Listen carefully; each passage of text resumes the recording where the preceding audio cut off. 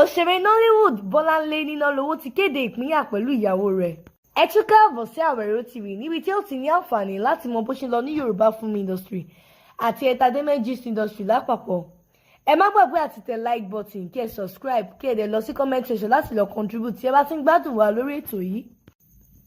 Nínú ìfìwéránṣẹ́ gígùn kan lórí ojú ìwé Instagram rẹ̀, òṣèré náà ṣàfihàn pé ó ti gbà níparí láti pínyà pẹ̀lú ìyàwó rẹ̀. Bí ó tilẹ̀ jẹ́ wípé ohun ìbànújẹ́ ni lótìítọ́ láti pínyà pẹ̀lú ìyàwó rẹ̀, ṣùgbọ́n ó ṣe ìrètí fún ọjọ́ iwájú dídán àti ìmúpèsè.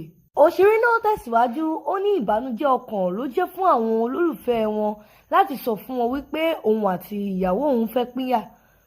Ó tẹ̀síwájú nínú àwọn ọ̀rọ̀ rẹ̀, ó ní kí ẹ jọ̀wọ́ kí ẹ bọ̀rọ̀ fún àṣírí wọn kí ẹ sì gbàdúrà fún wọn ní àkókò ìlànà yìí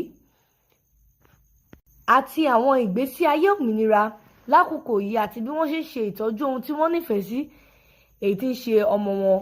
Ọlọ́run bùkún gbogbo wọn. Kò ní jù báyìí lọ lórí ètò yìí. Àwẹ̀ró TV ló ń kí yín. Ẹ má gbàgbé àti tẹ like button kí ẹ subscribe kí ẹ dẹ̀ lọ sí comment section láti lọ contribute tí ẹ bá ti ń gbádùn wa lórí ètò yìí lọ́lọ́kan òjọ̀kan.